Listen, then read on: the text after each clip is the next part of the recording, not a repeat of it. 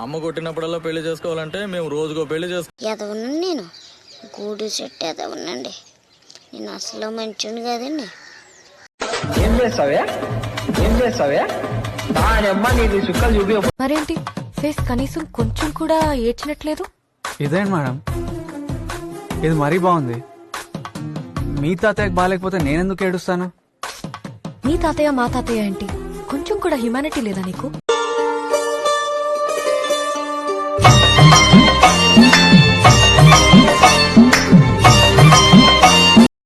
உங்க ஸ்மைல் கியூட்டா இருக்கு.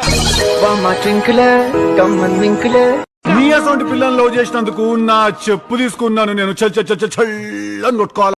ఎందుకు టిల్లు నన్ను నమ్మడానికి అంత ప్రాబ్లం నీకు? నువ్వు నిజంగానే క్వశ్చన్ అని అడుగుతున్నావా రాధిక?